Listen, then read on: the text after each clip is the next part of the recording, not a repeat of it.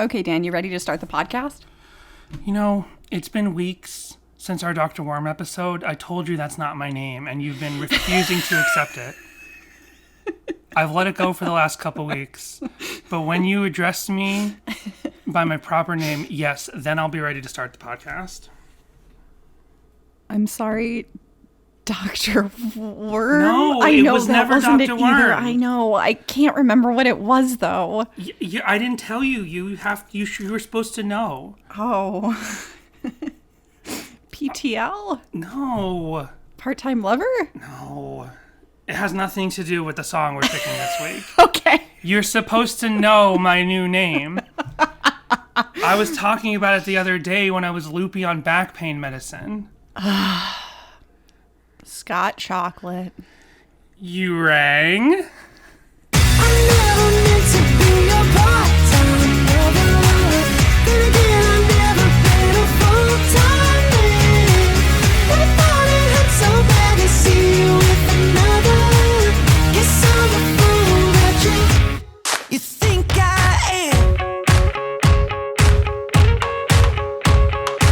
Hello, everyone, and welcome to Sadie Hawkins Welcome Pod. to Sadie Hawkins Pod with your hosts Jess and Scott Chocolate.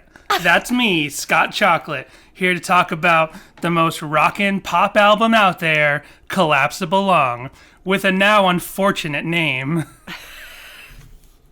Right? Oh, we haven't yeah. talked about that, but in this I didn't think about that. in this era, an album called Collapsible Lung didn't age well. Yeah. The less said I'm about that, the still better, stuck but on the fact that you carried the bit over into the episode. I was a little confused. my for a name's second. Scott Chocolate from now on. Yes. That's my new name. Don't wear it out. It came to me in a dream, loopy on back pain medicine. By the way, my back is doing much better. We can talk all about that. But the name Scott Chocolate came to me. And at first I was like, is it Tony Chocolate? And I'm like, no, there's a brand of chocolate called Tony's Chocolates. So I was like, no, it's Scott Chocolate. And there's like a magician named Scott Chocolate. It's my name, especially when we talk about this album. That's my new name. Okay. You've got Aaron Sprinkle and Scott Chocolate. A nice sundae going. Yep. Gonna put some sprinkles on that chocolate with Collapsible Lung. Nice. Talk about my favorite song from my favorite album. Scott Chocolate's favorite album. I should also talk in the third person. You did mention Scott Chocolate should talk in the third person. You did mention that you really like this song, that it's really grown on you. It has grown on me. Yeah. I'm not going to keep the Scott Chocolate thing going consistently, but it's going to pop up here and there. So yes, top of the show business. My back is doing much better. It's been horrible. It was not, I think I might have corrected this last week, but it was not, turns out it was not a sciatic nerve pinch because that would have included the leg, and this did not include the leg. And so I called my primary doctor. We had a video visit. He gave me some heavy sedatives and muscle relaxers because sometimes the pain was so bad I couldn't sleep at night. And then I also started doing chiropractic for the first time, and that helped incredibly as well. So both those things together, both the doctor and the chiropractor said, like, you probably don't have chronic pain coming up. You just need to start exercising. And I was like, fudge. Yep. Scott Chocolate says fudge. So, yeah. But it's much better. Any other top of the show business? Yes, we have a voicemail from David Ketch. Let's play this. I can never find my Google Voice app. And I'm logged in as the wrong account. And here we go. Hello, Danny and Jess. This is David Catch. I just got done listening to the latest episode, Mrs. Hippopotamuses, and I really love that song, and I really loved how you guys presented the song. During this episode, this is probably going to be one of my favorite episodes of the Sadie Hawkins Pod. And Daniel, I'm sorry I called you Daniel. From now on, I will call you Danny. Thanks, Jess, for letting me know that Danny, is only called Daniel when he's in trouble. So, not unless you're in trouble, I'm not going to call you Daniel anymore, Danny. Well, yes, thank you. I mean, yeah, you can call me Danny instead of Daniel, or you can call me Scott Chocolate. That's my new name. Yeah. So, Mrs. Hippopotamus's favorite episode. That's nice. That's Thank good. you. And then, I think it's one of my favorites as well. okay. Is it your favorite episode or your favorite song? Both. Okay. It's one of my favorites, yeah, for both. And then he left a quick follow-up. Hey, you two, David Catch again. One more thing. Danny, I hope you're doing better, and if you're not doing better, I hope you get better soon. Okay, bye. Well, yes, I just said thank you very much. I did see that he asked that before I started talking about my back being better. But yes, my back is better for now. So got to keep up, got to keep stretching. Yep. Got to keep, I don't know, what's a Relient K reference? Oh, well. Anyway, and then let me... Something about your replaceable hips. And Oh, yeah, I got my There you go. So, P.T.L. P.T.L. Again, not really a Relient K song, like a lot of Collapsible Lung. Yeah. But now Jessica went back and listened to the episode where we rated our Collapsible Lung songs. Yeah. But I don't remember where I put P.T.L. I think I put it up pretty high. This song is growing on me more and more. I swear. I'm pretty sure this is my favorite song off of Collapsible Lung now. And again, it's not really a Relient K song. It was, this is where they wanted to take the band and it didn't quite work out, and it kind of pivoted to the Air for Free thing, which took some pieces of this, but kind of changed up the thing they were trying to do. But, yeah, I had a point that I've already lost. So yeah, I went back to, it was in our Boomerang episode, which was episode 19, that we rated Collapsible Lung in, and I think we need to do an updated list, but we were so trepidatious in that episode. Right. We're still very early on, still finding our groove, still like, oh, we don't want to say anything too bad, like. Right. So I rated this at 9. Right. Yeah. Then. You didn't like it then. And I don't know, I still feel that way, but I also feel like it should go lower. It came right after in my listing When You Were My Baby, which I made a point to note that I always forget exists, and I do still. And then right before Lost Boy. But I did call this song infuriatingly catchy, so that's a compliment. And it is. It totally is. So I think it might get bumped up a little bit on the list. I was listening to a lot of Collapsible Lung this week, preparing for this episode, not just P.T.L. And I was like, yeah, like I can listen to P.T.L. over and over. I have no problem listening to this song, but especially because it's followed up by Disaster. And in previous Collapsible Lung episodes, I've been very kind to Disaster, especially because it's one of the 3 songs that doesn't have a non-Relient K co-writer on it. And I was like, and I've said as much before I really knew Collapsible Lung, before we really started this podcast, which is how I started listening to more Collapsible Lung. I was like, oh, what if you just did the Collapsible Lung EP and you just took Don't Blink and Disaster and Collapsible Lung, the song, because those are the real Relient K songs. Those are the ones that are only written by the Mats. But the more I listen to Disaster, the more I don't like it. Especially the intro, the getting into it. Like once the chorus is cool. The chorus is great. Well, I mean, once you get, exactly. It's that everything intro that you're like, the chorus. Oh, yeah, everything around the chorus yeah. is starting to feel more like a slog. But P.T.L, wall to wall, for me, is a jam. That's my jam, and I have no problem listening to P.T.L. So I don't really care for the title of this song. Right. It feels like P.Y.T. by Michael Jackson, which real unfortunate song titles, pretty young thing. Oh, yeah. And it also feels like maybe they're trying to be sneaky about the content. Absolutely. Yeah. That's 100% what's going on here. Like a Christian music store isn't going to stock a CD with a track called Part-Time Lover. I did think about that. Oh, sorry, go ahead. And I know it had a limited physical release, right, I was but gonna say that. it feels like it's there to trick maybe some more conservative fans. Right. Yeah. Especially because I've listened to the Tooth and Nail podcast, Labeled, with Matt Carter.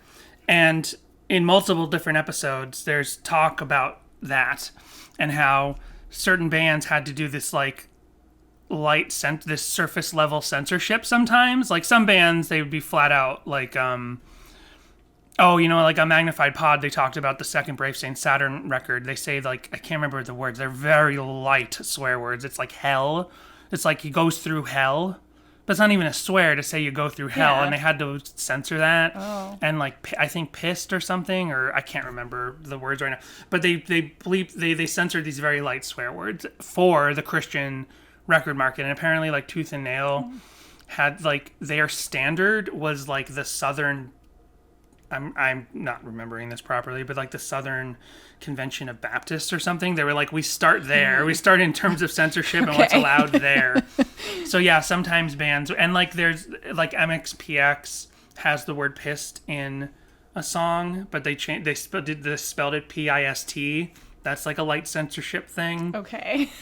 I'm trying to think of other times where this has definitely happened. I remember my friends Jeff and Trevor.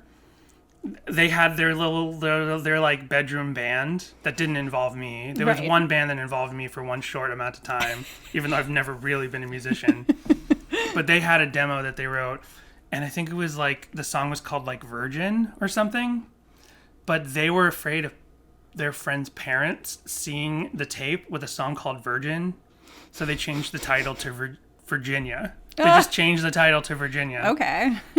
But absolutely, I think they called this song P.T.L. because they didn't want people to see there's a song called Part-Time Lover. Yeah. And as you said, limited CD release, this was Collapsible Lung was originally a vinyl-only release in terms of physical, and then they printed a short run of CDs, which are now really expensive. So I don't think this would have been in a lot of Christian record stores, especially in, 2013, where there are a lot of, while the big chain Christian record stores were still around for the last couple of years, and we'd go into them, they had some vinyl, but they weren't like, they never had that big, like FYE and Newberry Comics have those, and other, those are the two that I can think of, had those flipped to like vinyl. Right, like we're just basically selling vinyl now in a small section of CDs. Yeah. I don't know if Christian record stores... Or like Amoeba or something, yeah. Right. I don't know if Christian record stores had that big flip where they were like, well, vinyl's where we're making our money.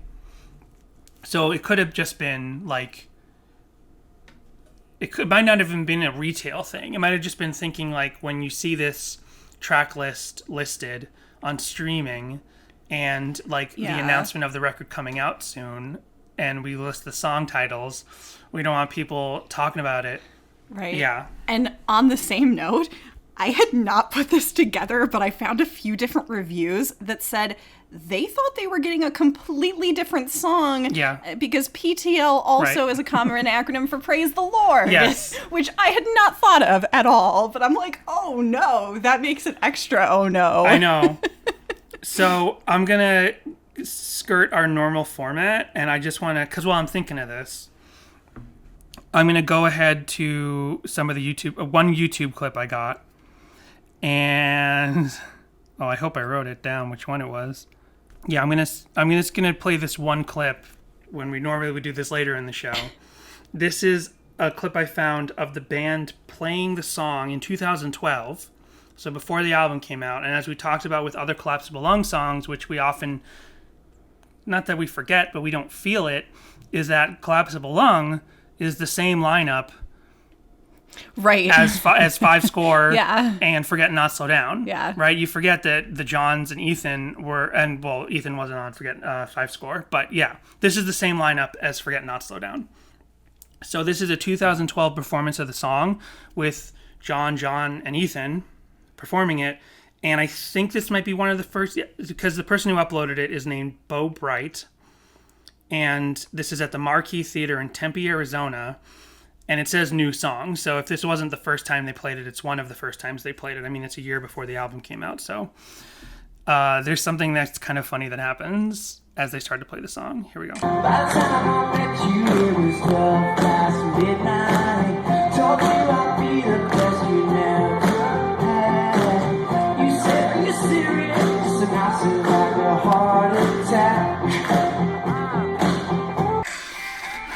Okay. I couldn't remember what moment it happens at.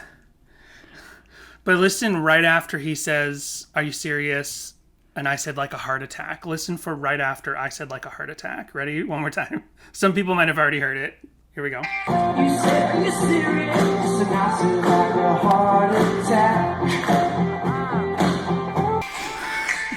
Somebody in the crowd, after they kind of realize this is a song about getting it on, goes, "Wow." And I mean, who knows? I'm totally just, I'm reading into a context of where I can't see the person. Yeah. Like, for all we know, they show them something on a meme on their phone, and we're like, wow. Right. They're like not paying attention to the song. In this performance, the crowd is not really feeling the song. Yeah, I have to say, that intro that you said, "Are you serious?" I said like a heart attack. That, "Are you serious?" Where he like changes his voice. I hate that. I hate it. It feels like shoehorned, and it's really weird. And it's like, is he supposed to be? He didn't sell it. Here? He doesn't sell it in this performance. No, I've seen. We'll get now. I'll wait to talk about the rest of this until we get into that section of talking about YouTube videos. But yeah, I've got stuff to say about this song. Evolved live a little bit, just a little bit. And Thiesen's performance of this song is different with almost every YouTube video. I'm sort of surprised that it's even like one that they would play live, although I think it came out early. Right. I mean, yeah, they're playing it here with Ethan and John. And oh, you mean it came out, the studio version came out ahead of the album? Yeah. Okay. And this song is like so digital and garage bandy that I'm sort of shocked they even play it live. I mean, the guitars kind of sound the same. And I think this song sounds good live, to be honest. Like some of these performances, as I said, I haven't listened to any of the live ones, so maybe we'll get sounds into it. Better. It could be one of those things where it sounds better live because it doesn't have all the sort of digitally kind of stuff going on. It's more stripped down. When we listen to the other live videos, they don't. When I say each one's different, it's not wildly different. It's not like they totally changed up all the dynamics of different live performances. It's all still the same, but it's a matter of like what they push into live and how loud they play it, how heavy they play it at different times, how Thiessen does or doesn't lean into those little character vocal moments in the song in different performances. There's even this odd dynamic of where when they perform this song live, Thiessen often put the guitar down and did like lead singer with no instrument thing, and sometimes he did have the guitar, which is, and Thiessen has evolved as his performance in what he does lead singer wise throughout the different eras of the band. There's been the piano to guitar Matt Thiessen, there's been the guitar only Matt Thiessen, there's been the mostly piano Matt Thiessen, but in the span of like 2 years around this album, you see him changing it up on how does Part-Time Lover work live. But we'll get into that a little bit later. I just thought this video was so funny because I also saw someone's YouTube comment from around the time the album was about to come out who said, when I saw this was called P.T.L, I thought it was going to be called about Praise the Lord. Actually, they thought that. Yeah. So it is funny that it's such a switcheroo. And this is the band trying to stretch out. And so many other Christian bands have done this, where you kind of get put in a box when you're a Christian band, right? In terms of what you're expected to be, in terms of, lyrical content. Not just lyrical content. I mean, bands who just want to write some worship songs and some songs about their experience with their faith, and then have some fun songs about common, everyday, jokey, fun stuff like Sadie Hawkins Dance or Welcome to Canada, It's the Maple Leaf State. Like, just having that dynamic, Christians criticize that. Right. And that's stupid. Like, you should be allowed to have songs about your faith and songs that are fun and they're actually clean. So what's your problem? More stringent, more, difficult to deal with Christians. But then so many other bands in recent years have tried to grow even more, where they just want to write a swear in their song, or they want to have these content that, like I was saying with Tooth and Nail, where it's like Brave Saint Saturn he goes through hell, and that's not even a swear, but they have to censor that. It's like how frustrating is that? So if you're Relient K and you're like, oh, I want to write a song that's a little bit about getting it on, I want to write some sexier songs. And then, so basically every Christian artist seems to have a different decision on how they approach it. Like, do they full on say, this is us now? Conservative Christian fans, you can get lost if you don't like it, and we'll keep the fans we want? Or do you kind of gently wade out into it? Mm-hmm. Like we've talked about with MXPX, and I talked about in some previous episode how Mike Herrera's decision to write Goddamn Refrigerator in Friday Tonight, he kind of like painstakingly thought over that for a long time. Mm-hmm. The whole band thought about that and had debates about it, and it was their manager who wasn't part of like the Christian record world, who was like, what's the problem? Just do it. Yeah. And it's funny also, I wanted to mention when I heard that lady, if this is what she's doing when she says wow, when she realizes it's a song about getting it on. Mm-hmm. That's what I did the first time I heard Friday Tonight. When he says Goddamn Refrigerator, I went, whoa. Yeah. Well, you weren't quite as monotone. You didn't just go, wow. Wow. Oh, it wasn't some lady who was upset about realizing this is a song about sex. It was Owen Wilson, and he was in the crowd, and he's like, wow, I'm liking this track. Before we get more into the song, I want to go over the personnel. So this song was co-written by Thiessen, Matthew Tyler Musto, a.k.a. Black Bear, and Caleb Owens. And Caleb Owens, there's a lot of Caleb Owens out there and a few in the music industry, so I'm not 100% sure which one he is. I was kind of having trouble figuring that out, but he also provides additional vocals and electric guitar on Sweeter and Collapsible Lung. And then Black Bear also Does he own the Black Bear Diners? I don't think so. He co-wrote Boyfriend for Justin Bieber with couple other guys. Oh. So the same guy who wrote the lyrics, I could be your Buzz Lightyear, fly across the globe. Justin Bieber? Wrote this song. No, Justin Bieber wrote those lyrics. As you know, I'm a secret believer. And I refuse to believe that anyone wrote that song but Justin Bieber. Chilling by the fire while we eating fondue. Same dude. You don't know that. You don't know that he wrote those lyrics. You don't know who wrote those specific lyrics. I refuse to believe you. We haven't done You didn't hear me say the believe joke the first time, so I did it again. We haven't finished our Justin Bieber follow-up Patreon episode yet. We need to do that. Well, that's very fascinating. So yeah, this I thought about it a little bit more, especially now that you told me like that someone who worked with Justin Bieber on one of his biggest songs worked on this song.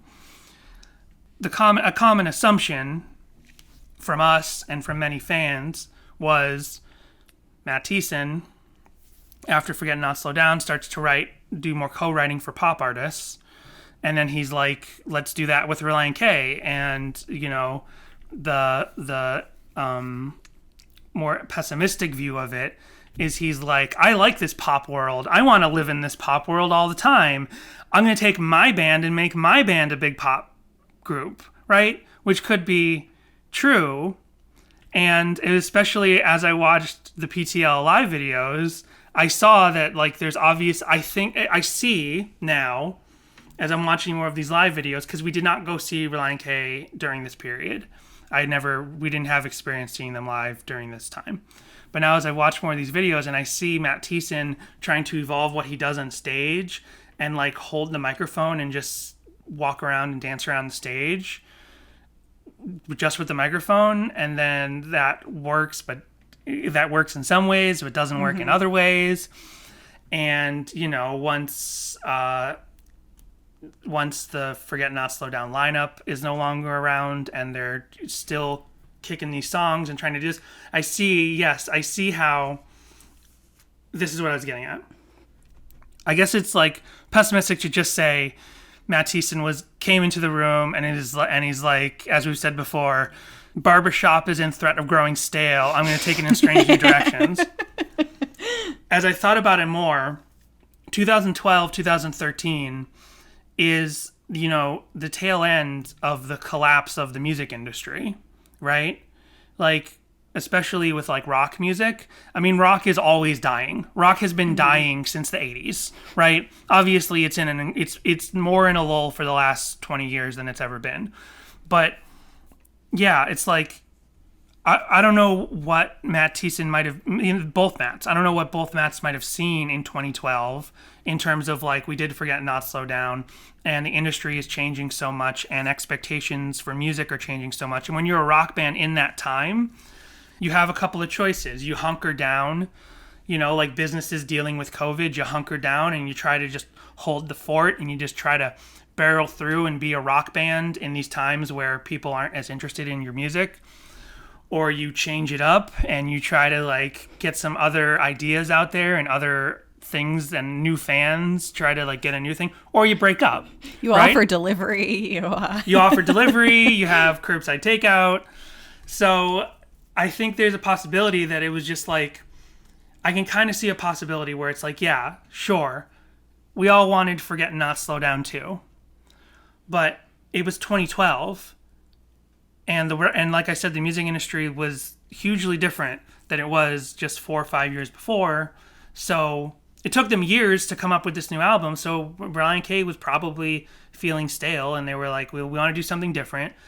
I don't think it hit the mark, but they tried something different. And I'm getting a little bit more of leaning towards I don't know. It's hard to say, but I'm just getting this sense that's like he tried to do something different, not just because he was, my point is, not just because he was like, I want to be a pop star and I want this to be a big pop band. I want this to be Imagine Dragons or what's the one Name of those another other one, band. I got Train. I wanted to be Train. There's another one. Train was already around. I know, but I'm just saying.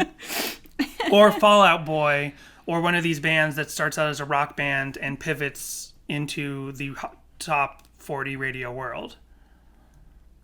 I never meant to be your undercover brother. You gonna get into the parody world? Are you gonna pivot? I'm pivoting. So you've said that this song is really growing on you, and that you're starting to really dig this song. But like, I would never listen to this song if it was by any other band, and you wouldn't either. No, of course I wouldn't.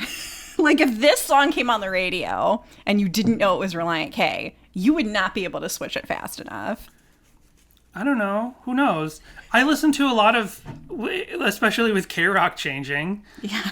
And like when we're flipping around channels and a song comes on that I've never heard and it's really poppy, I'll just listen to it. We don't change the channel. It's when I get sick of a song that I'll start changing. It's like, oh, I've heard this. I don't like this song. If this song came on and it was by Fall Out Boy or something, I would be like, give it a chance a couple times. And if it didn't grow on me, then I'd move on. But because it's Relient K, I am giving it more of a chance and I'm liking it more. I don't know what to tell you. It's a Relient K song, so I like it. Do you like that falsetto? Because I know you like falsetto. I do love that Thiessen. falsetto. Say hello to falsetto in 3, 2. It's Justin Bieber boyfriend. Oh. See, I don't know. Yeah, I like falsetto Thiessen because when we ranked our Collapsible Lung songs at the time, I said this song was so high because I like the falsetto, and you don't hear it a lot. And I figured out that there is more falsetto Thiessen out there to be discovered than you might think. There's when they sang the Chipmunks, the Peanuts. It's not the Chipmunks, Dad, it's Nightcore.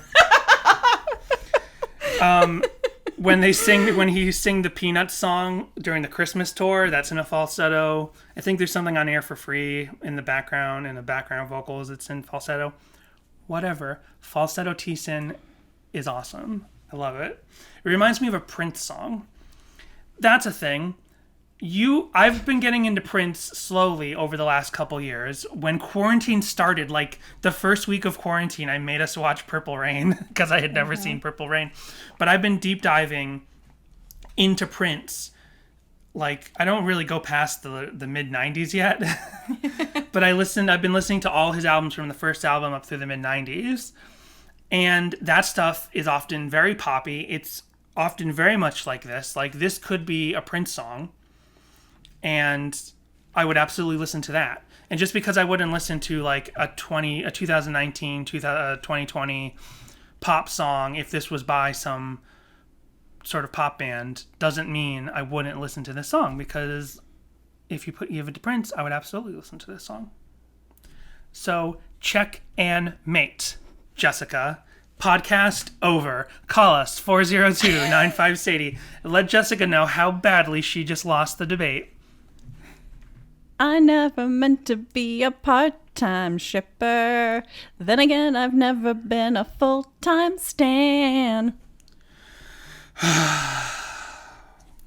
Well, you want to hear some other acronyms that, as long as you're writing all your little parody songs, you want to hear some other acronyms that P.T.L stands for? Let's do it. There is Pedro the Lion. Oh, yeah. Yeah. And I have a Pedro the Lion Relient K memory. And that is, well, two technically. One is that I think Jefferson Airplane the song is Matt Thiessen trying to write a Pedro the Lion song through a Matt Thiessen lens. But two is that I went to a Relient K show, and I'm pretty sure this would be 2003. I could probably figure this one out easily. It was in downtown Boston, which you skipped the rave. Where we skipped the rave. And I took a small group of people, like some of my friends and my sister and some of her friends, to that show. And then after the show, when Relient K was walking around the venue talking to people, and we talked to them, Matt Hoop said to me and my friend Johnny, "Are you going to the Pedro the Lion show tonight?" And I was like, "What?" And it turned out Pedro the Lion was playing in downtown Boston that night at 10 o'clock. Like, so weird that it wasn't like at 7 like a normal show, but it was at 10. So that Relient K that night got to play their set and then take a taxi or whatever, or walk. I don't remember what venue the Pedro the Lion show was at. Go to see Pedro the Lion that night. I was like, what? And I wanted to go so bad, but my stupid sister and her friends were with me, so I had to bring them home. They weren't going to go see Pedro the Lion with me. I don't know if it was a weeknight or what. I would have done it. So I had to take them home, and then I was like, can I run back and can I drive back in time? And I didn't try. I don't know. Aww. Yeah. So Pedro the Lion and P.T.L. Pressure treated lumber. I never meant to be your pressure treated lumber. Nice. April likes that one. I was always meant to be a puppy snuggler. Come here, puppy. April, come here. Permission to let is another one, which is let your apartment. Like, you have an apartment and you have permission to let it to someone else. Yep. Yeah, gotcha. Paid to lie. Don't know what that means. Is that like a license to kill? I guess. Production team leader. Okay. Power transmission line. Pork tenderloin. No, thank you. We don't eat pork. Punjab Tractors Limited, India. I guess that's a company in India. Right on. Phoenix Technologies Limited. Part truckload patrol officer. How is patrol? P.T.L. What? That one makes no sense to me. Patrol. P. Yeah, P.T.L. But where's the L come from? But there's patrol. But there's no officer part in there. That doesn't account for the officer. Pass the loot.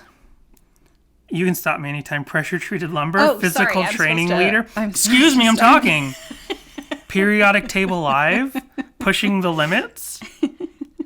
I'm skipping ones that are odd or in foreign languages.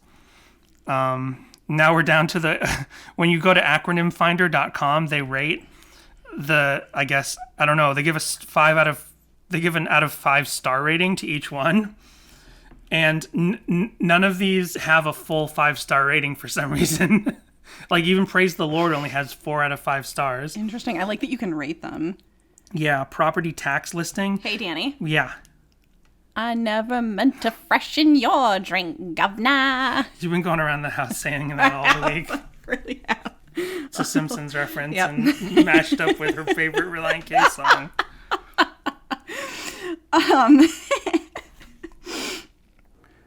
To get into the lyrics a little bit, I never meant to be your one night, one mistake. Well, are you a one night, one mistake or a part-time lover?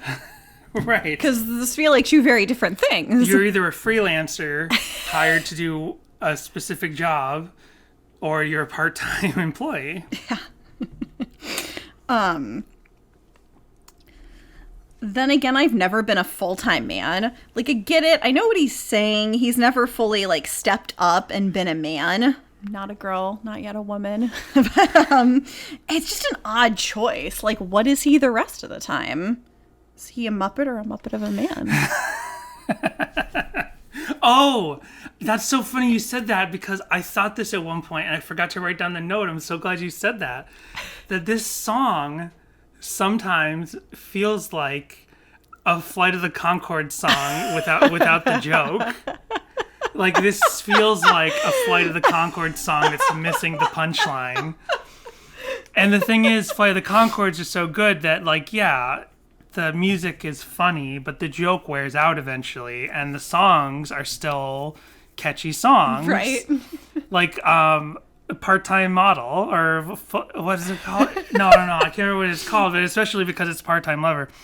Let me look that up. It's not called the one where he's like, Danny. you could be a part-time model, not full-time. Oh, yeah. What happened to that other pair of underpants you had? Yeah, we always reference that.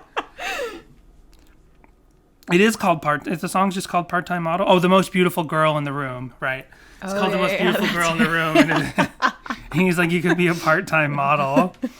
But it's more than just the part-time that made me think of Flight of the Conchords. It's the fact that this sounds like a Jermaine Clement, like, sexy jam. Right. Because he wrote this is why I remembered that, because he wrote the music for the 2 Disney Muppet movies. And particularly, he won the Oscar for Muppet, Am I a Muppet or a Man? But I know you didn't see Muppets Most Wanted, the Disney sequel for Muppets movie. But there's this one really, really good song the thing about that movie in general is, like, there's tons of, like, really great stuff with the Muppets where actually, like, the Muppet characters' relationships slightly evolve, and, like, you know, you have to be a longtime Muppet fan for it to affect you, and it affects you. There's just these little moments sprinkled throughout this other story of, like, who cares, and these little cameos. Were they Aaron sprinkled throughout? They were Aaron. They got some sprinkles on it. We can get to that in a minute. But there's a song, and I don't remember what it's called right now, but there's a song because, you know, the premise of that movie is Kermit has a doppelganger that's an evil Kermit. Right. And he plants himself in with the Muppets at one point, and he sends Kermit away to prison for where the bad Muppet belongs. And no one can tell that it's not Kermit, even though he's got, like, this evil accent and stuff. And he just puts some green paste over his evil mole. And there's a song where he's singing to Miss Piggy so that she doesn't get mad, and he's, like, singing about, like, all the things he'll do. It's like it's a sexy getting it on song, but it's more about, like, I'll give you all your wishes, I'll give you all your dreams. And he's like, and he lists all these weird things he'll give her. Whatever, I'm not explaining this very well. You want me to play the song for you? No. Okay. I will say that the opening lyrics, there was a time when I was scared of nothing. Nothing can touch you if you don't look back. I walked away from every good thing that I ever had. Those lyrics do feel very Relient K. That's like a very Relient K mood. Mm-hmm. Yeah, I mean, this song feels more Relient. It's just because I've been listening to it so much, I'm, like, getting the tones of Relient K out of there. But yes, there's a lot of sprinkles on this one. We were talking about Aaron Sprinkle as a producer, because he didn't produce every track on Collapsible Lung, which I forget. But this is one of the Aaron Sprinkle jams, so I'm like, put some sprinkles on it. I found a few different reviews that state that this song is, like, this song was their best shot at getting, like, radio airwaves and comparing them to Maroon 5. Okay. Maroon 5. Did I mention them before? I don't think when so. I was trying to mention pop rock bands? Darn.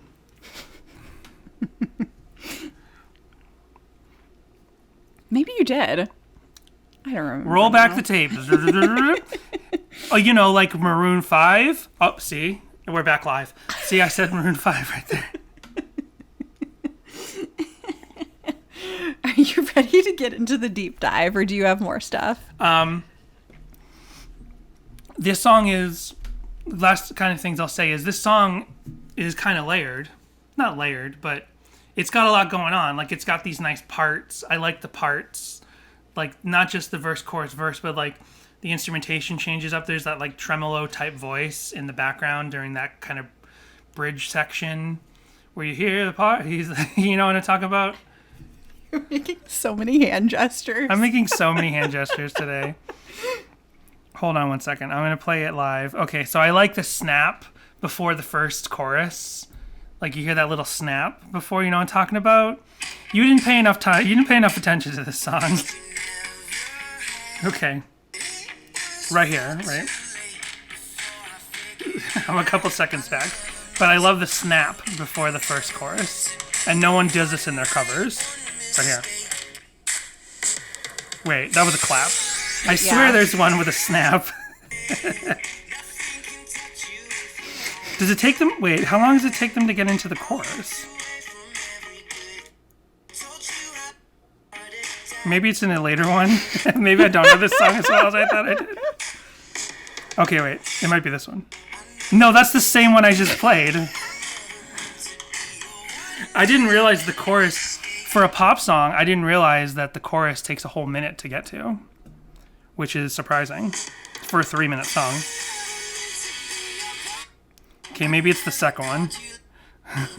We're leaving all this in.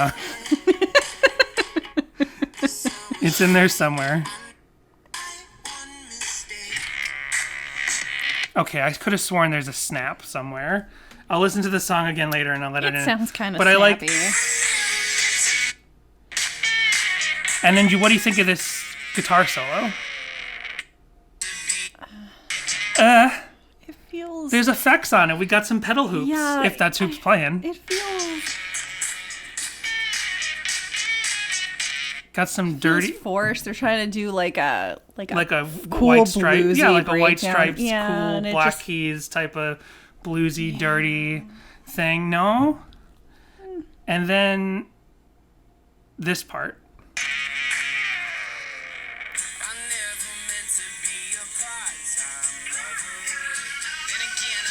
When the background vocals go part-time lover, it's like affected. I know you don't like all the processing in this album. This song's fun. I like this song. Jessica's just looking at me like I don't know who I'm married to anymore. I'm probably giving you the same look you gave me when I was singing Usher when it came on the radio the other day. Oh yeah, you know what? I do have one more thing to ask you. Okay. How can you not like Collapsible Lung when this month all you watch is Love Island? Like, not only... Those people are Collapsible Lung incarnate. How can you not let... Jessica... I never meant to wear those budgie smugglers. Oh my gosh. I watched the original UK one. I don't watch the I think there's a CBS one, but I haven't seen that one. But and then Jessica tried to watch the Australian one. Oh my gosh, she couldn't get more than an episode through. But there's like 700 episodes of Love Island from the UK, and so all I hear when I'm not asked for the TV is like well that's what we referenced early days at one point earlier in an earlier episode. But it's like well, you know, if he wants to have sex with me, but I don't think I want sex today. We'll have sex tomorrow. It's like all I hear all day long is this Love Island show, and I swear they're like they are this album come to life as British people stuck in a house together talking about showing off their butts all day long. And you love that show, but you don't like this album. And the music they play on that show, the music cues. I was like, in an earlier episode, in an earlier season, they played a Lana Del Rey song. I'm like, they're playing Lana Del Rey? Because every other time it's some awful pop song, or it's that cover of You Need Somebody to Lean On over and over and over. But you don't like this album. Way to throw me under the bus, Dan. This is Bus Toss with Danny. It's our weekly segment.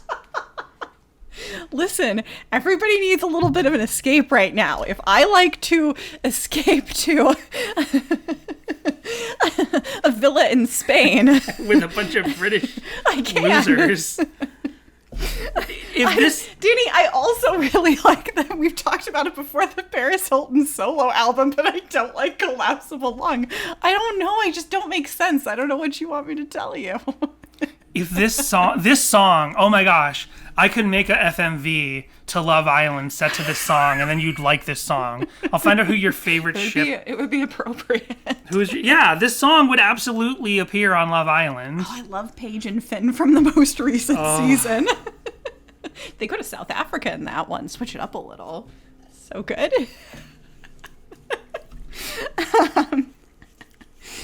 Speaking of fan stuff, there's a Voltron fanfic titled P.T.L. after this song that's Keith/Reader, and also an Umbrella Academy one. Oh, nice. I'm not familiar with either of those two. You know, Umbrella Academy. I think it was specifically not after the comic, but after the TV show? TV show. But you know in what way Umbrella Academy is relevant to the world in which we discuss this podcast. How it's tangentially connected to the pop punk, pop rock world. Umbrella Academy was created by Jared Way from My Chemical Romance. Oh, wow. Okay. Interesting. Yeah. Interesting. And I swear, I've only learned that the My Chemical Romance lead singer is named Jared Way because of memes. Because I will hear a My Chemical Romance song once in a while, and every couple years I'll be like, this is my time to listen to some deep cut My Chemical Romance, but it never sticks with me. And is it possibly Gerard? I have no idea.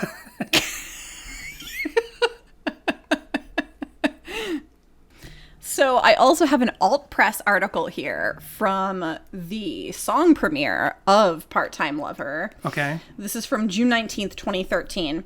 4 years after their previous full-length album, Forget and Not Slow Down, Relient K have announced their return with Collapsible Lung, which is out July 2nd on Mono versus Stereo. Collapsible Lung is a bit of an experimental record for us, but not in the traditional sense of the word, says frontman Matt Thiessen. We made it a point to pull back all of our usual tricks in the recording process and forced ourselves to determine how to present each song in the best and most concise way. It was a refreshing process, and we feel that much of that energy is transparent in the recording. We are incredibly proud of this record. And then, wow, there's so many ads on this page. Check out the album's 7th track, Part-Time Lover, here on Alt Press first, and then you could hear it on Alt Press. Do you think this counts as alternative? Nope. It's alternative to what Relient K was doing at the time. Yeah. And then I have a review and a slightly more in-depth article. So the slightly more in-depth article is from Halels.com? HALLELS.com. Relient K premiered their new song, Part-Time Lover, from their upcoming album, Collapsible Lung, on June 19th through the alternative press. Part-Time Lover is a fast-paced love song that showcases the group's high vocal range. It will appear on the new album, Collapsible Lung, when it releases on July 2nd. The new song joins the ranks of other songs premiered online for the upcoming album, including Don't Blink, Lost Boy, and the bonus track, That's My Jam, featuring Owl City. And then it goes on to say the same thing that Matt said for alternative press about that it's like a bit of an experimental record for them, but not in the sense of the word. Right. And, yeah. Relient K expects the new album to be something fresh and new for them. This time around, we wanted to have a collection of songs that surprised even us, Thiessen said, according to the press release by Merge. To do that, we teamed up with several other writers in LA, Nashville, and New York City. This ensured that the new LP would be unpredictable. Each song includes a different combination of authors, yet there is an underlying thread that ties the tunes together thematically. We took an experimental approach creating the album, and we couldn't be more pleased with the result. Collapsible Lung marks the first full-length album in 4 years since their Forget and Not Slow Down album, which was released in 2009. The band is looking forward to releasing the new album. It's a refreshing process, and we feel that much of the energy is transparent in the recording. We are incredibly proud of this record, Thiessen told Alt Press. The album has been finished since January, and the band is working on some logistics until the album is released on July 2nd. We mastered the record in January 2013, so with the record completely done, it took a while to get the artwork together. And then also we were, that artwork. The artwork disturbs Jessica. It does. And then also we were just figuring out how we were going to put it out, how we were going to distribute it, release it officially. And that just went through several different stages of development. And I'm actually really happy with where we're at right now, said Matt Hoops of Relient K in an interview with Jesus Freak Hideout. After the release of their new album, Relient K will be doing a U.S. tour with special guests The Almost and the Rocket Boys. They are also expected to appear on the Vans Warped Tour this summer. I was just thinking, based off of, you said that some people were saying how this song was probably their best chance of becoming a top 40 band. Yeah. But then being reminded from that article about how this album was released, and I'm like, I don't understand. And maybe this supports my less pessimistic view of why Thiessen and Hoops decided this was the direction to take the band at the time. Because the support and the marketing for this album does not, to me, indicate that they were really, I don't know whose decision it was for what I'm about to say, but it does not indicate to me that they were really trying to get on top 40 radio. Mm-hmm. Because it was a vinyl-only release, right? Mm-hmm. And in 2013, yes, CDs were in their were really, really declining. But, Maroon 5 and Imagine Dragons, they all still have CDs at Target.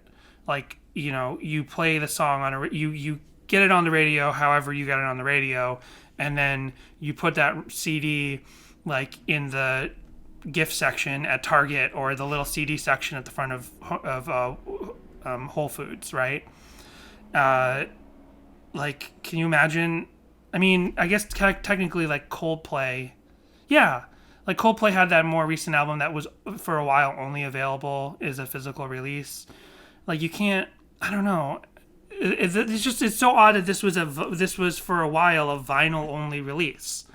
Right. And the fact that P.T.L, the other thing I was thinking, I'm just kind of forming this in my mind as I think about it, because here they're saying, we wanted to figure out how we were going to release the album, in what way were we going to push it out. And to me, it's it feels like it was barely pushed out. It's a vinyl-only physical release. Sure, it's on streaming, and streaming is now in 2013, streaming has already definitely become the big thing and the main way in which people are going to be listening to music, and it's only going to grow from there. But, there's no lyric video for this song. There was only one lyric video for the whole album, and it was Don't Blink. Do a lyric video, do an actual music video. People listen to music on YouTube. Before YouTube created their music app, people actually went to YouTube, and that's where they would listen to music by 2013, because it was basically free streaming. How do they not have a lyric video for this? If they were, they released it early, but in what way? You just put it out on the streaming sites and hope for the best? Where was the marketing behind this album? Where was, the real push? And I'm now looking at the back of the album. This was a mono versus stereo with Columbia release. Yeah, I was going to say, I have an article here from Jesus Freak Hideout where Matt Hoop spoke with them. And it says, what they said before about mastering the record in January and working on putting the artwork together and how they were going to distribute it. So they're saying we're deciding how we're going to distribute it, release it officially, and that just went through several different stages of development, and I'm actually really happy with where we're at right now. We're putting it out on our own record label, Mono versus Stereo, and it gives us all the control that we need, and we're distributing through Columbia.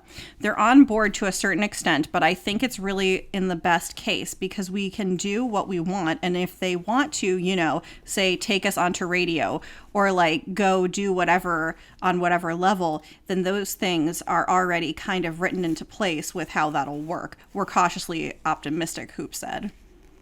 Right. I mean, we obviously don't, we only know the surface level stuff about how this album was really created and marketed. We only know what we know. looking back years later when we weren't paying attention at the time. But I'm like, what was the marketing budget for this album? You know? And that 2013 is still it's still a seismic shift, as I was hinting at, right? Like, nowadays, by 2018, I would say, like, with MXPX's newer album, like, MXPX knew what they were going to do and how they released their newer album. They did it all self-released, no big distribution. They did a Kickstarter for the marketing, right? They did when they did the Kickstarter for their new album, they kind of didn't say this at the time, but the album was done. But they didn't want to. I don't think they didn't want to lie to anybody. But they kind of knew, like, if we say the album is done, then people won't give us the money, right? Because this money's really for the marketing. And the marketing, like every entertainment industry, movies especially, the marketing is what makes and breaks the album. Like, word of mouth, there's no real such thing as word of mouth. Right. Now when it comes to... So it sounds like maybe that was almost a choice through Columbia. I don't know. Who distributed it. Yeah. Maybe they weren't looking to put the songs on the radio or, right. you know, whatever. I just want to say, just to clear up what I was saying, like when I said there's no such thing as word of mouth, of course there is. But like this like idea that it's total grassroots, that you just have a tiny little album that nobody's paying attention to and it just starts to steamroll and everyone just starts sharing it. Like that doesn't just magically happen on its own. Like you need like some tastemaker to get it. Like there's got to be one big push that happens that gets it out there. Like when you see those tweets by someone who's like a nobody and they just wrote the perfect tweet and then it gets like 30,000 likes and 30,000 retweets and they're like, wow, this really blew up, check out my Bandcamp, check out my thing, you know what I mean? And it's like they're literally, and then you look and they have like 200 followers or whatever. Yeah, it just happened for them. There's tons of tweets out there that could happen to, but it's typically because like it's got to snowball in the right way. It's got to get into the hands of the right account. Someone who has a ton of followers has to see it and think this is hilarious and they retweet it. You don't just like create an album. I don't work in the record industry. I don't know what the fudge I'm talking about. Scott Chocolate says it's fudge when he wants to say the F word. But yeah, like it seems like such a small release for what we all, in hindsight, and by we all, I mean Relient K fans who are critical of this album, we all say, like, this is them just reaching for big pop success. But where was the support for that? You know what I mean? I wonder who was bankrolling this album? Because albums cost money, and they have all of these songwriters who write for big pop acts. Were they just doing a favor? Or, they must have been paid. Right. I don't know. Like, this feels like, especially with all of the production that went into this feels like this would be an expensive album to make. Maybe Mono versus Stereo and the Relient K, the company, had not Capitol Records, they had their own money capital to put into this album. Like, that is how MXPX did their 2018 album.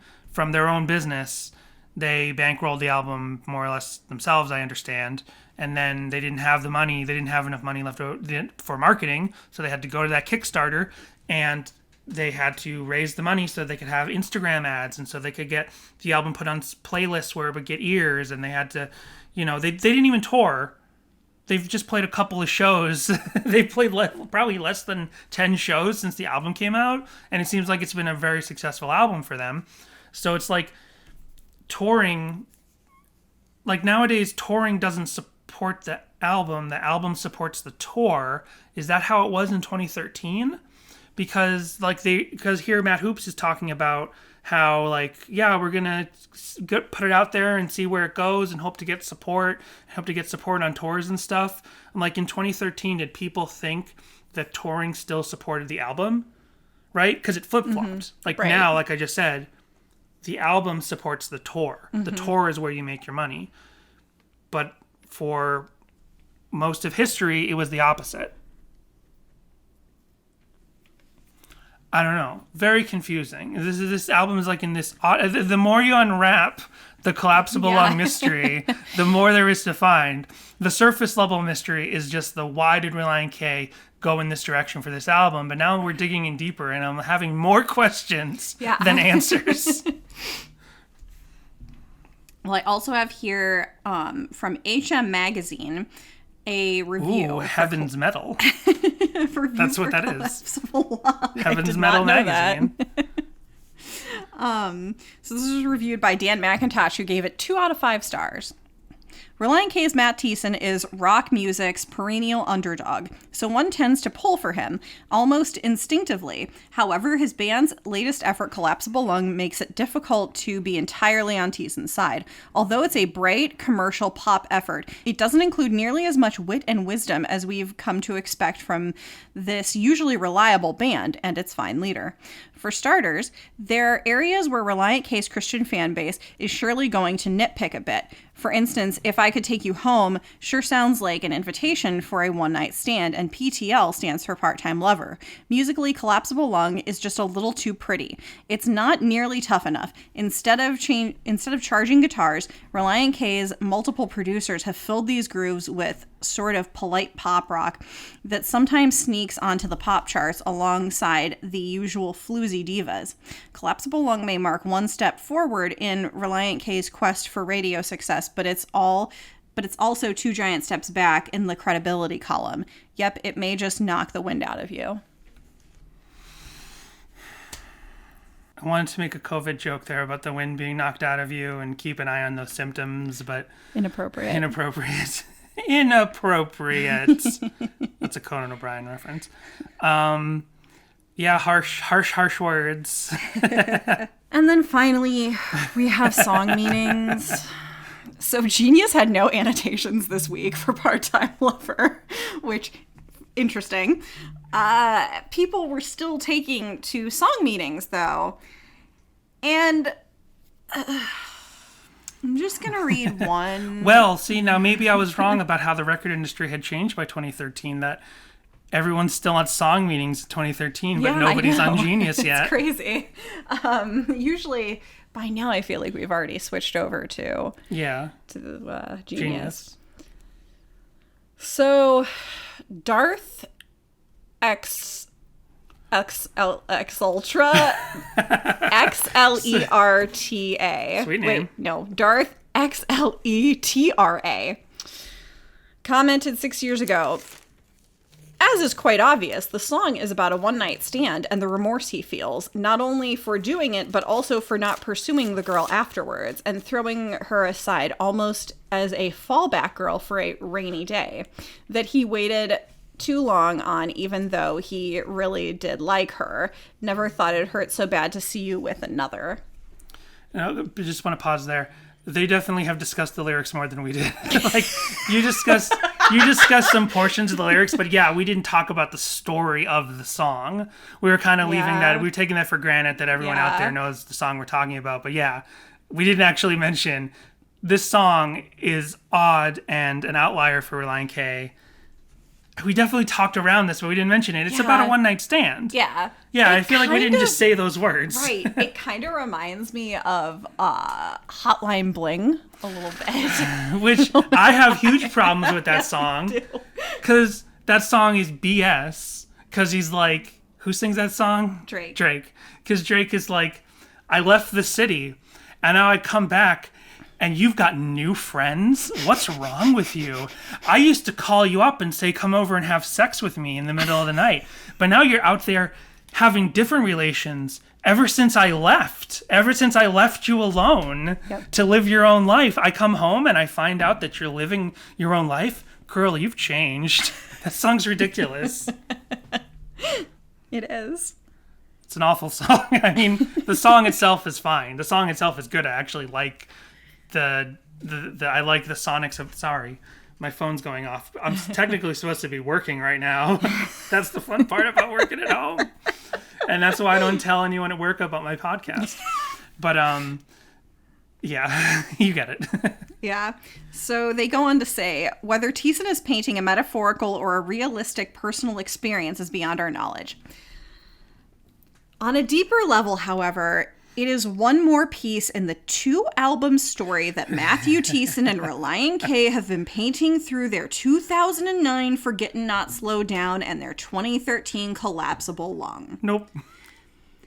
This part as this is part of the second part of the story, which is much more dark and dwells on the dysfunctional side of romance. I'm sorry, that's far more displayed in Forget and Not Slow Down. I highly encourage you just check out Stephen C. Shutter's in-depth look at the album as a whole so you can get a firm grasp on the overarching message of the release. Okay, I tried to go to this website. It wouldn't go. Anyways. I think there was an article we've talked about in the past that specifically kind of talks about this album being a sequel to Forget and Not Slow Down. We've come across it. I think we came across it in the Boomerang episode or something. But yeah, no, we don't agree with that premise. I think that's a false premise. I think that's a lot of headcanon.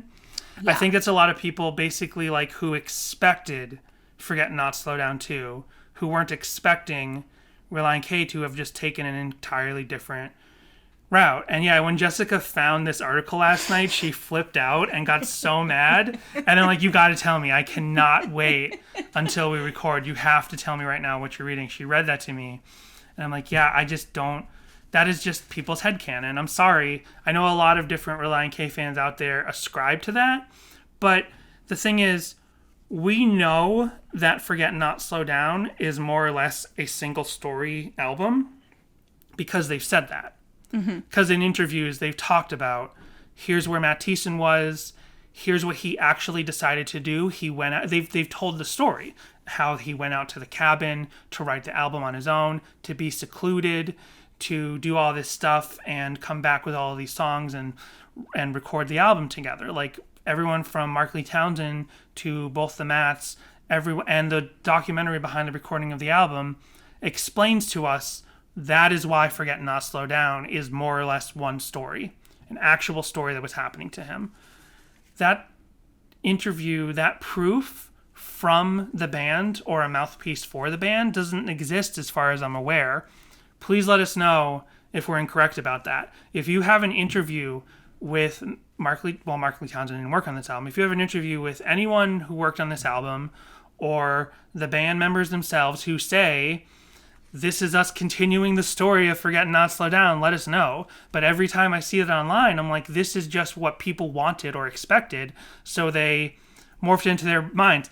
There's a They Might Be Giants song called Out of Jail that in my headcanon is a sequel to Punk Rock Girl by the Dead Milkmen, right?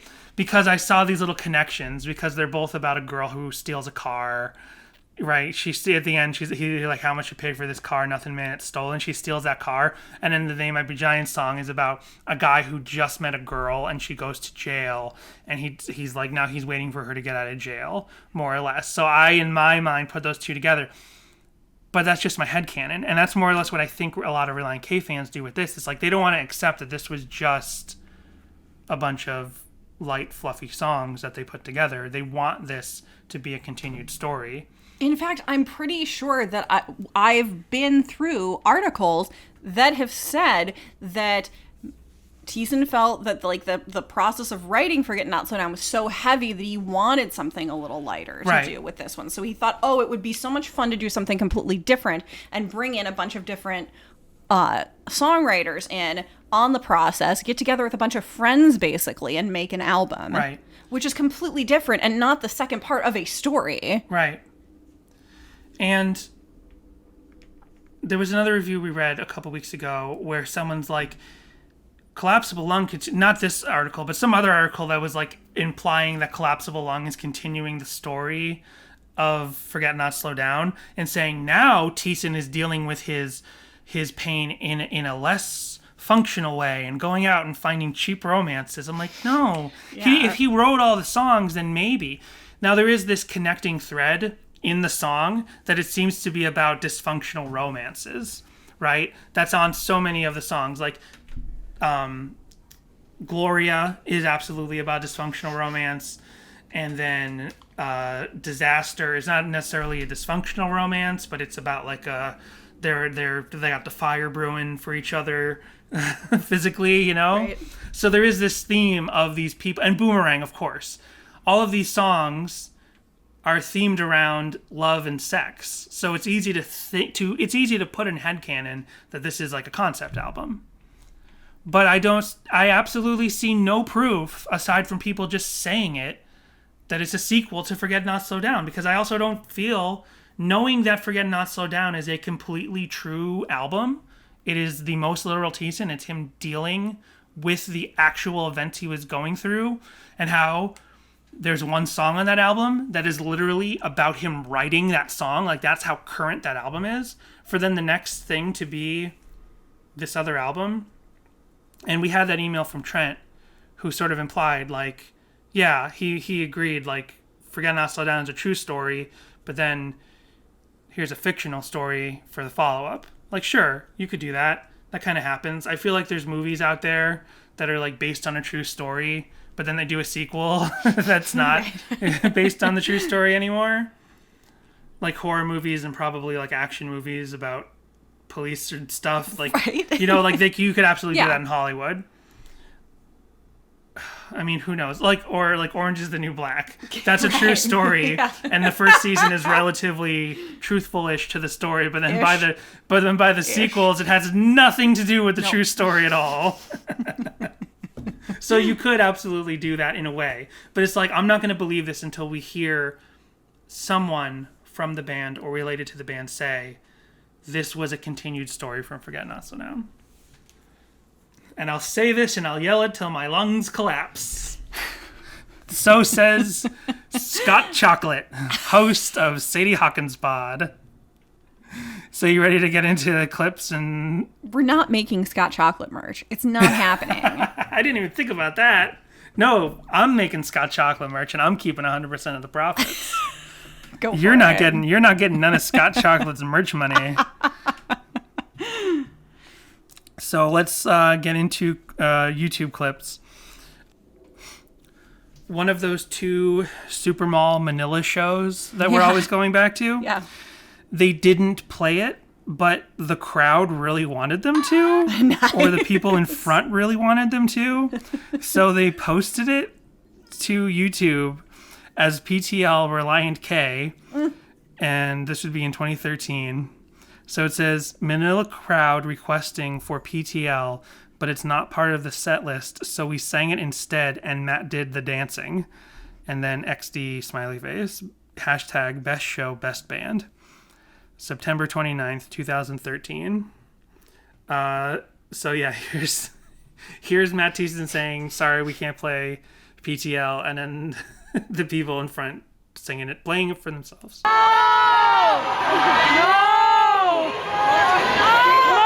Just the verse! The chorus! One verse, I never meant to be a part-time lover. And I've never been a full-time man. That to you with another. Yes, I'm a fool that you think I am. So nice. What you don't see is that for the first portion of that, Matt is just fixing his mic stand, not really paying attention, and then when they really get singing, he just does a little dance. Just does a little jig, and then everyone's like, "Woo!" Jig. So yeah, let's play a little bit more of the Marquee Tempe, Arizona show that I played before, and again, this is with the Forget Not Slow Down lineup.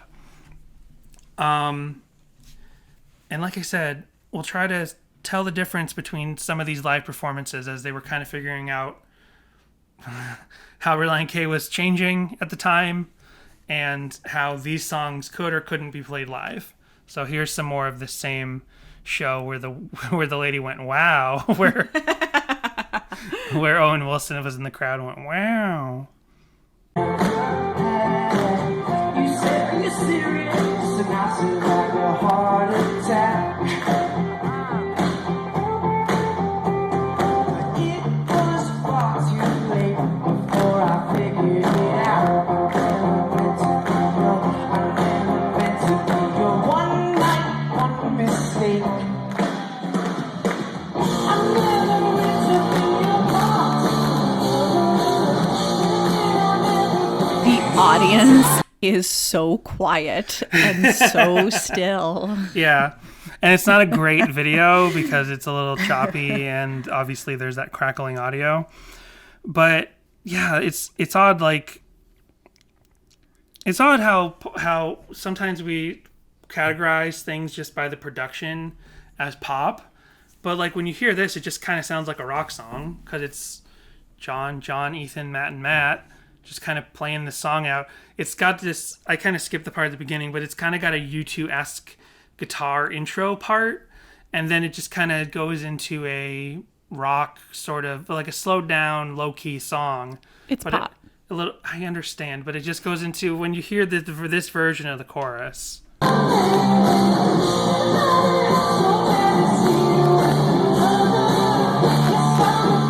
Yeah, it's like a rock. It sounds more rock on this, right? It sounds, I guess, more like in the vein of like a Black Keys or a White Stripes-esque. What? Jessica's just shaking her head. But you just hear the song it's supposed to be. You just hear the song in the producing. I'm just saying, just listen to this live performance of it. And that live performance is a little bit of a struggle, it feels like. Like they didn't quite know what was going on yet. Let's listen to this other one at the Stone Pony. Sick name. And I think this is July 2013. So I do believe that this is, that doesn't look, so this is whoever was playing with them after the Johns and Ethan, after Ethan left the band and the Johns weren't available to tour for this album apparently, which is what I understand was the case in 2013. So this is with some other people around playing, and this is what it sounds like. And again, with Matt Thiessen not playing guitar.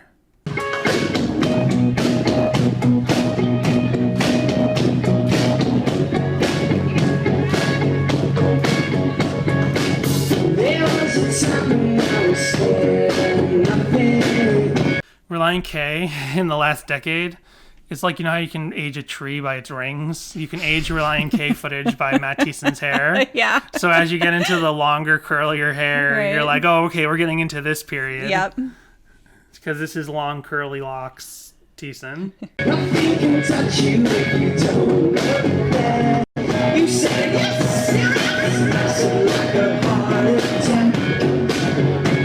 I skipped ahead to that Are You Serious part because he doesn't even, you don't like the Are You Serious part. In this live performance, he doesn't even, the previous one, he doesn't even try. He just goes, are you serious? This one, he's like, are you serious? That's a very Prince thing. I feel like that's a very Prince thing. Totally. And then they go a little heavier on the chorus than the previous version, so listen to this. It was far too late before I figured it out. I never meant to go. I never meant to go. One night, one mistake. Come on, girl.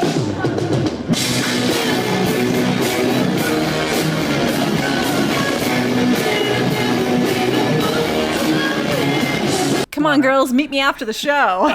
Be my part-time lover.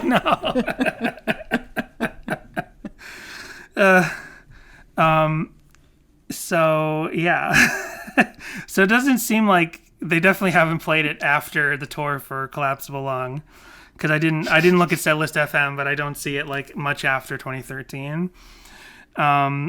Let's see if there was there's another version I found in Memphis with the Johns and Ethan playing, and I don't remember what version this is. All I wrote was live in 2013.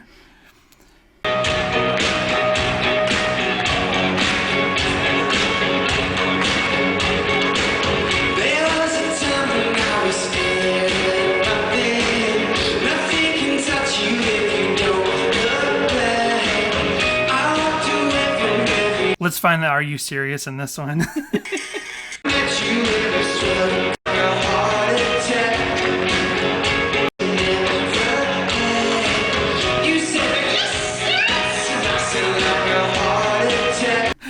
Some laughs. Yeah, I got some laughs. I think he was playing into the laughs there. Yeah. I don't know where there's one where Matt Thiessen does hold a guitar during it, and I just don't know where that one is. Oh, here it is. Oh, here's 2012. Yeah. So this one's 2012, And this is like still ear length curly hair Matt Thiessen. They still have that banner that has the plane and the Nice. thing on the good background. Yeah. And so this is with the Forget Not Slow Down lineup. And let's hear this.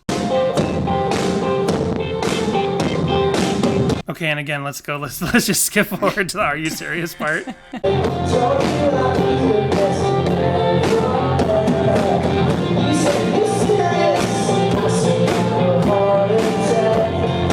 See, the main More like the album, yeah. Yeah, the one he wasn't even, I don't think he was even trying there. He just goes, "Are you serious?" Yeah. He just kind of says it. I don't think he really leaned into the character of the girl saying, "Are you serious?" or trying to get laughs out of it until after the album came out. Yeah. I want to hear like a little bit of the bridge solo part in this version.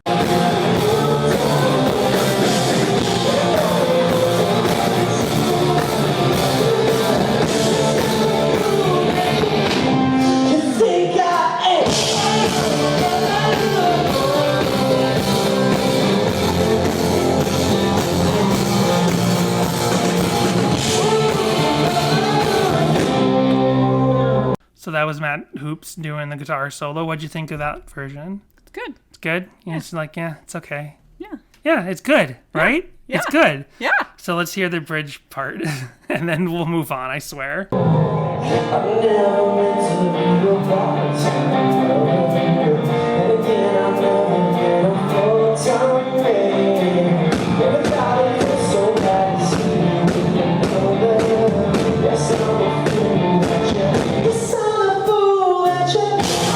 It's not really a bridge, it's just the it's just the chorus again, like kind of broken down. Jessica's, I like this song. It reminds me of Prince. I think it's probably Matt Thiessen trying to be Prince up on stage, especially the way when he doesn't have the guitar and he's dancing around and stuff. Although someone's YouTube comment was like, Matt should always hold an instrument. Yeah. Yeah, it's odd to see him like not behind a piano or holding a guitar. Yeah. Whatever. Yeah, it's very. Be holding the microphone and kind of dancing around. Yeah. So, well, sure. You don't care for this song, but It's okay. compare it to the Lakeisha Kruger version. Oh, You ready? I'm excited. This one is so bizarre.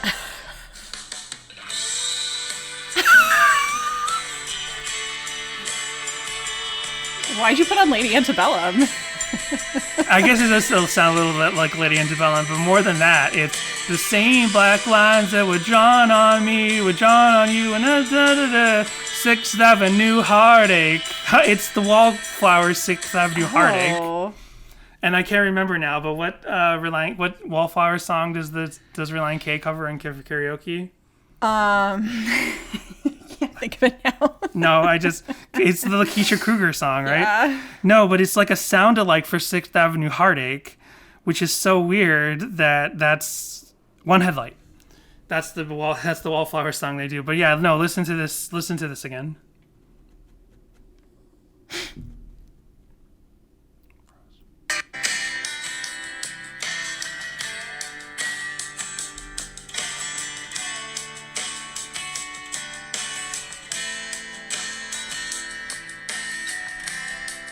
Oh yeah. You can hear it in the. Yeah. Yeah. And so more than ever, we haven't figured out what this Lakeisha Kruger thing is, and Jimmy Pod found, I don't think we mentioned this here on our show, but Jimmy Pod found a different name that's not Lakeisha Kruger that is exactly these videos. Exact same template, Interesting. fake lyric video for a well-known song, but it's actually just stock music. And it's not and the thing, and it's a different name. Right. So it's just like some stock music library, right? Yeah. And this is the first time where I found a sound-alike, and especially in Pond 5 and stock music libraries, there are sound-alikes. Yeah. Where it's like, here's like the Pizza Hut commercial that has a song that sounds exactly like Impression That I Get by the Mighty Mighty Boss Tones. There's like companies out there, these similar to the cover bot companies, they just record songs that sound like other songs, and then you can buy them for a minimal fee and put them in your commercial and put them in your training video or whatever, and it gets to sound like this pop song that you can't actually afford the song of. That makes it even more realized for me that this Lakeisha Kruger thing and whoever else is in her family, it's a stock music company library, right. Copy pasted onto all of these fake lyric videos. So how do you think that compares to the real version of P.T.L? I think they hit about the same chord for me. Yeah. Okay. Well, do you want to hear the Piano Dreamers version? Sure. Okay. Here's the Piano Dreamers playing Part-Time Lover.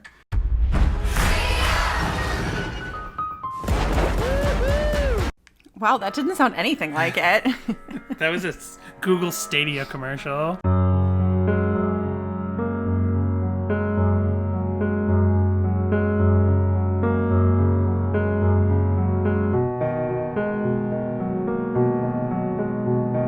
I don't even recognize it. This almost sounds like a song I'll hear for free. Here we go.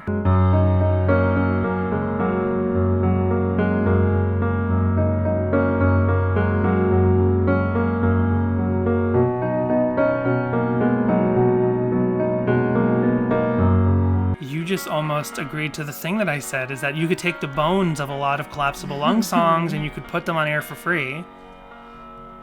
See, now that you're hearing this melody broken down into its bare bones in this piano version, the melody is a Relient K melody. It's just all that extra fluff and production on top of it, and the lyrics and message of the song you kind of forget, but this is still a Relient K melody.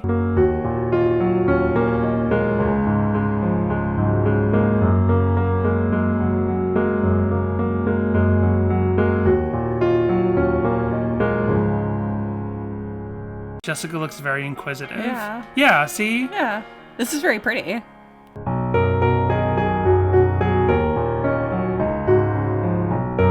Now it sounds like it should be in Twilight. Well, Relient K could have been in Twilight. There are songs on 5 Score that should have been in the Twilight soundtracks. Yeah, see, so like this, like I've said this before, but a lot of Collapsible Lung songs, if not for everything else around it, you could take those songs and rework them and put them in air for free. And some songs you could even rework and put into Forget Not Slow Down. That is not saying that the lyrics of that album of Collapsible Lung at all tie into a ongoing story, in my personal opinion.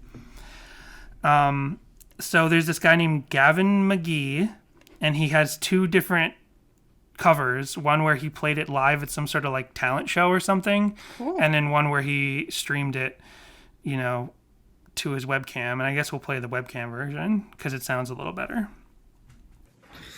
Hey everybody out there, I am about to play Part-Time Lover by Relient K, or better known as P.T.L. So here we go.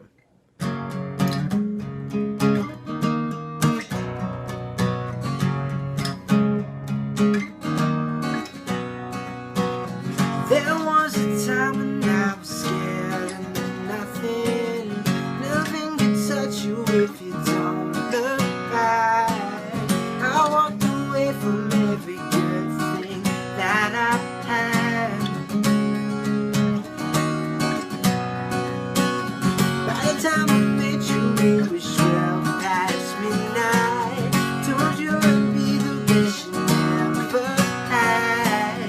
You said, are you serious? And I said, like a heart attack. But it was far too late before I figured it out. I never meant to be your, I never meant to be your one night, one mistake.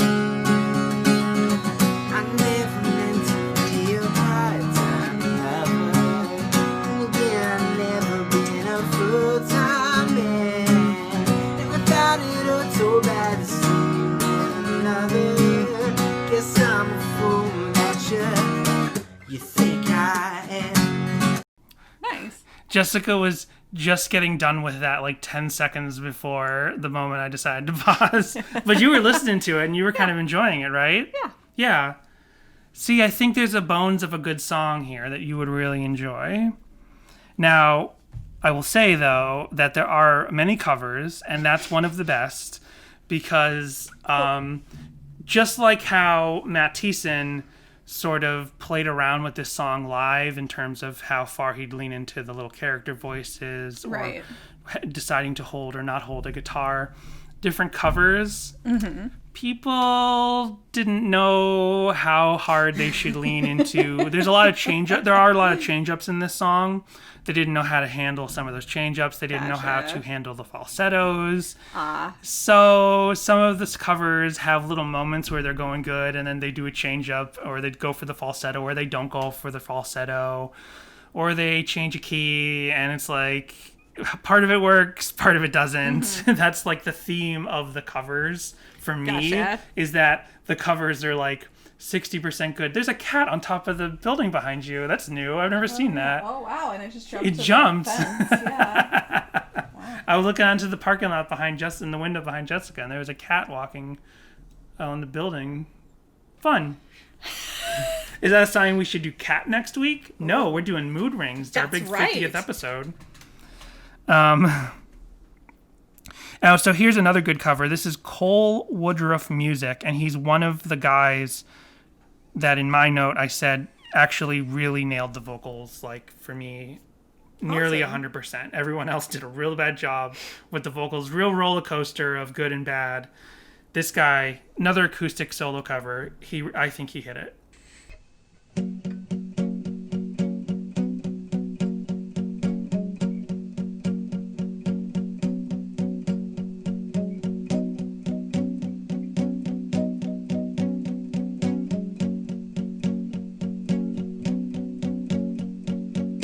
There was a time when I was scared of nothing. Nothing can touch you if you... Jessica just informed me we're at an hour 35, so I'm going to go forward a little bit. You know, I was noticing... Sorry, I didn't mean to break it up. I've noticed that, like, when we do covers and stuff, we only really hear the first minute of the song. We very seldom go into the later sections of the song.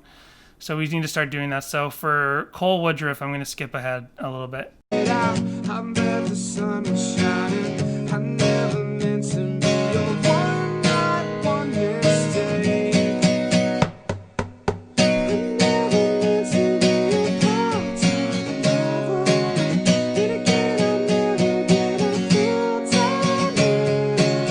And I thought I'd still got to see you with another. Guess I'm the fool that you think I am.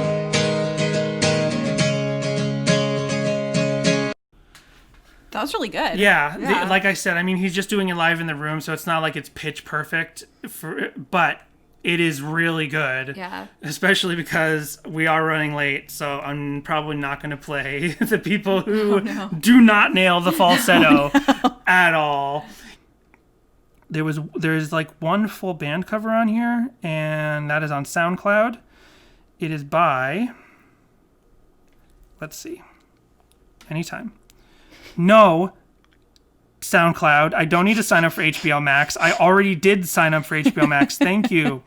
Placebo. Oh, today. It comes out today. Yeah. Nice. I don't know what I'm doing after this. Placebo Domingo has this cover on SoundCloud, and we'll skip ahead a little bit, and I'll turn up the volume, and here it is.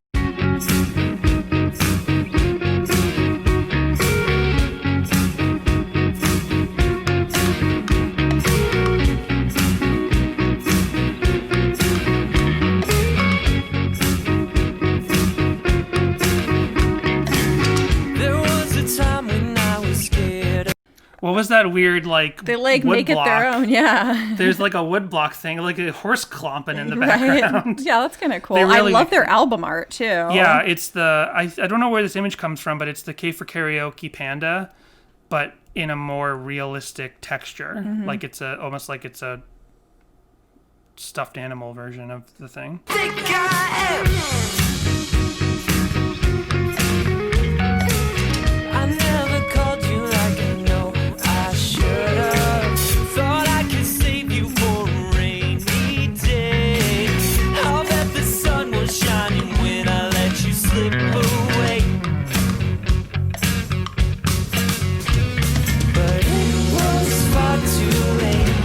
There's a lot of stuff going on. Yeah, in there's there. a lot of Yeah. stuff. Failing on the falsetto like a lot of other people. But you know how Travis Barker is known for the dishwasher drums? This is like horse clompy drums. I don't know what's going on in the background here. Yeah, there are a bunch of other covers. A common theme was 2 dudes and 2 acoustic guitars. And there's a bunch of those. But yeah, I mean, I don't know. I don't want to rip anybody apart because not all these covers are very good. But I will play this one because it's more than just a cover of 2 guys playing acoustic. It's got this going on. He's got a boggle between his knees. Yeah, which is an odd sentence. But he's got a box of the board game Boggle between his knees as he's playing acoustic guitar. Then it cuts to another guy, and there's a. I gotta pause. And then it cuts to the other guy, and he's got a different board game.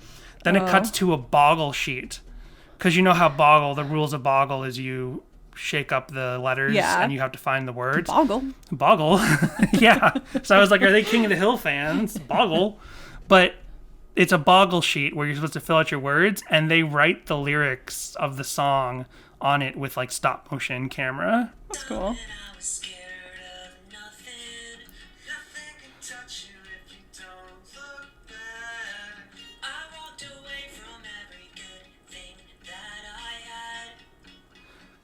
So more than a cover, it's a acoustic music video. Yeah. Where, because they there's no way all of these shots are from the same performance. They must have done one performance, or one of these takes is the performance. And then they reconfigure themselves and reposition themselves for different shots. Because there's ones over their shoulders, there's ones like right up in their face. And the music video, stop motion board game stuff going on. I don't know what the connection is. Is that just playing games? They're playing This is called games, Raising Danny. Attica. Yeah, I don't know. I guess because the games represent the games of romance. Yeah, he's playing games. She's playing games. Well, you saw a little bit of this. There is a How to Train Your Dragon. Jessica asked me when she was in the middle of her research for this song. She's like, are there a ton of shipping videos to this song? Because this could fit so many different fictional characters, romance, relationships. And there are not. I only found one P.T.L. Is it a squeaker? Yeah. I only found one P.T.L. shipping video, and it is for shock. the main characters of How to Train Your Dragon, the blonde girl, and the Jay Bouchel. Oh, I thought maybe they. I thought maybe they. Is that a name? They- Baruchel. I thought maybe Oh, they I were brought up shipping Brian Bouchel. the training from of the dragon. What? Sorry. We're talking about 2 different things Yeah. right now. You thought it would be the boy and the dragon? I don't know. No, it's just the guy and the girl. Now you have to hear the "Are you serious?" part. Oh no. By the time I met you, it was 12 past midnight. Told you I'd be the best you never had. You said, are you serious?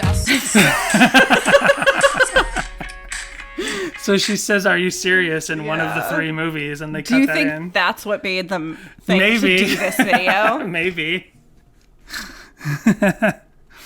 Yeah, there aren't a ton of. That's one of the fan things. There aren't a ton of other fan things. There's one other that I found, and this one was fun. Kind of keeping on the dragons thing. I found a Spanish language lyric video with all of this fantasy art. Oh wow. So it's like a wolf. It's like a man wolf holding like a fox Patronus. And I could skip ahead a little bit.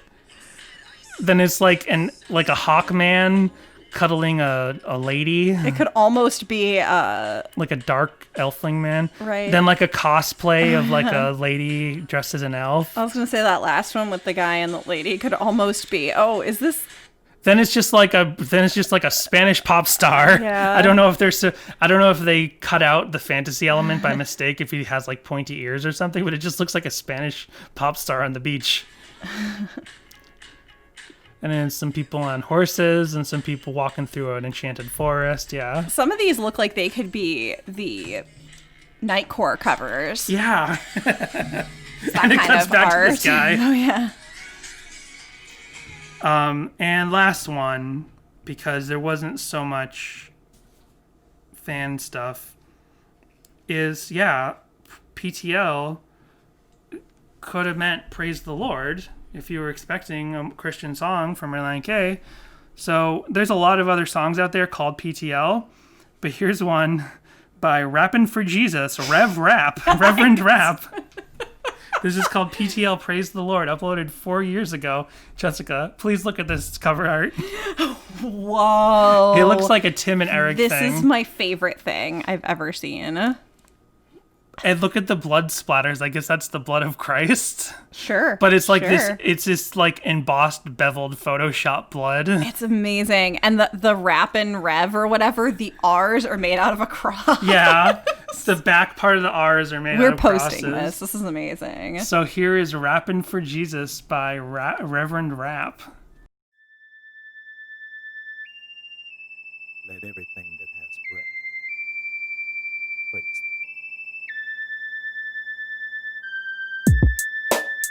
Yeah.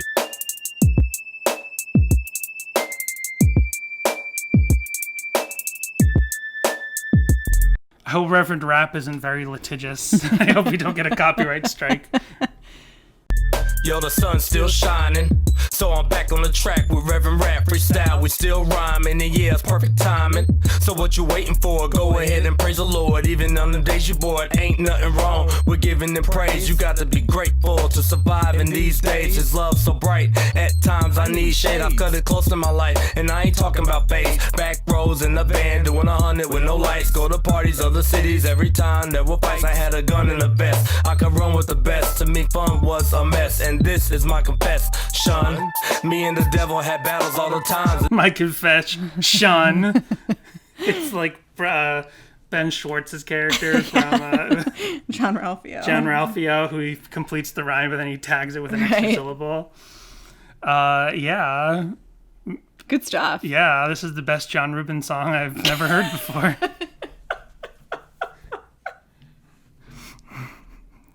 So that's Reverend Rap. And that is P.T.L. by Relient what's the name? Not Relient. Rap. Well, thank you for listening. And if you want to call us and leave us a voicemail, you can do so at 402-95-SADIE. You can hit us up on Instagram and Twitter, both at Sadie Hawkins Pod. And you can drop us an email, sadiehawkinspod@gmail.com. Yeah. Thanks for listening, and everybody stay safe and healthy out there. We just wasted 102 minutes of your